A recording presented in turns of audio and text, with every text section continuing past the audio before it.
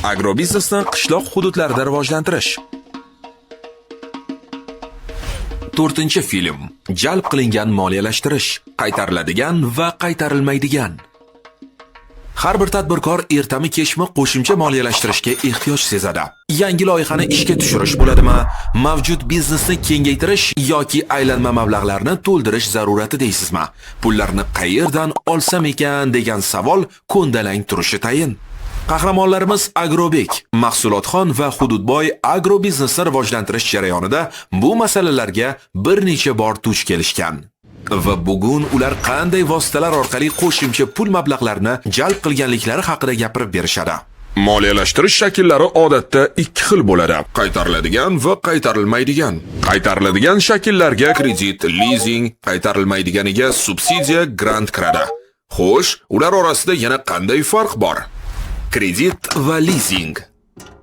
Kredit qaytarilishi shart bo'lgan va banklar tomonidan muayyan foizlarda ajratiladigan qarz.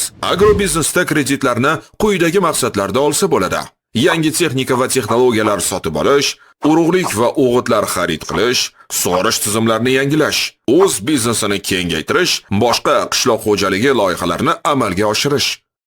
Shundan kelib chiqib kreditlarning turlari farqlanadi. Qisqa muddatli, o'rta va uzoq muddatli, investitsion kreditlar, eksportbop, mahsulotlar uchun kreditlar. O'zbekistonda qishloq xo'jaligi kreditlarini olishda qator imtiyozlarga erishish mumkin. Jumladan, davlat tomonidan qisman qoplanadigan yoki foiz stavkalari pasaytirilgan imtiyozli kredit olish, kredit to'lovlarini hosil yig'imidan keyin to'lagan holda to'lov muddatini uzaytirish yoki ishlab chiqaruvchilarni xavflardan himoyalash maqsadida joriy etilgan kreditlar bo'yicha kafolatlar olish. Leasing. Agrosektorda eng ommabop kreditlash turlaridan biri leasing hisoblanadi. Lease ingliz tilidan tarjima qilinganda ijara degan ma'noni anglatadi. Ammo leasing tushunchasining ma'nosi ancha keng. Bu ijara va kredit birlashmasi. Agar sizga sotib olishga mablag'ingiz bo'lmagan qimmatbaho texnika yoki asbob uskuna kerak bo'lsa, siz leasing beruvchiga kompaniya yoki bankka murojaat qilasiz. Ular foyda ko'radigan bo'lsa, sizga kerakli texnika yoki asbob uskunani sotib olib, ijara shartlari asosida foydalanishga beradi. Uskuna yoki texnikaning egasi leasing beruvchi bo'lib qoladi va siz texnikaning sifatini kuzatib borishingiz, unga o'z vaqtida xizmat ko'rsatishingiz shart. Unda leasingning o'ziga xosligi nimada? Oddiy ijarada siz oxir-oqibat texnikani egasiga qaytarishingiz shart. Kredit olinganda mahsulotni kafolatli sotib olasiz. Leasingda esa siz tovarni ijaraga olasiz, undan foydalanasiz. Ijara muddati tugaganidan so'ng esa tovarni qoldiq qiymati bo'yicha sotib olish yoki leasing beruvchiga qaytarish huquqini olasiz. Yana bir plyusi shundaki, leasingda kreditdan farqli ravishda garov talab qilinmaydi va bitim ancha tez amalga oshadi. Grantlar va subsidiyalar. Grant va subsidiya nimaligini muhokama qilib olish qoldi. Ularning kredit va leasingdan asosiy farqi shundaki, ularni qaytarish kerak emas. Ammo bu mablag' oluvchilarning majburiyatlari yo'q degani emas. Grantlar davlat yoki xalqaro tashkilotlar tomonidan qaytarib berilmaydigan moliyaviy yordam hisoblanadi. Ular asosan agrobiznesning samaradorligini oshirish, yangi texnologiyalarni joriy etish, tadqiqotlar o'tkazish, agrar sektorni va uning salohiyatini rivojlantirish, aholining ijtimoiy himoyaga muhtoj qatlamlarini, qishloq joylardagi tadbirkor ayollarni qo'llab-quvvatlashga beriladi. Grantlarning quyidagicha turlari mavjud. Tadqiqot grantlari yangi texnologiyalarni o'rganish, muayyan turdagi ekinlarni, masalan, iqlim o'zgarishiga chidamlilarni yaratish uchun beriladi.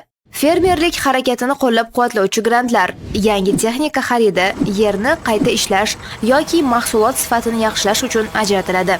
Ekologik grantlar tuproqni muhofaza qilish, suv tejamkor sug'orish tizimlarini joriy etish va qayta tiklanadigan energiya manbalaridan foydalanishga ajratiladi. Eksport grantlari tashqi bozorlarga chiqish imkoniyatlarini kengaytirish uchun taqdim etiladi. Subsidiyalar.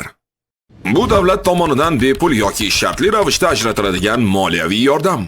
Ularni taqdim etishdan asosiy maqsad ishlab chiqarish hajmini oshirish, oziq-ovqat xavfsizligini ta'minlash, moliyaviy barqarorlikni saqlab qolish, ekologik barqarorlikka erishish, daromadlarni oshirish, eksport hajmini oshirish.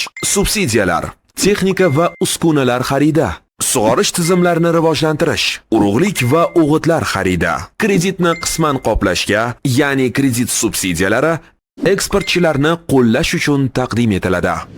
Agar siz beg'araz grantlar va kreditlarni jalb qilishni istasangiz, davlat dasturlarini, shuningdek xalqaro tashkilotlarning e'lonlarini o'rganishingiz va kuzatib borishingiz kerak bo'ladi.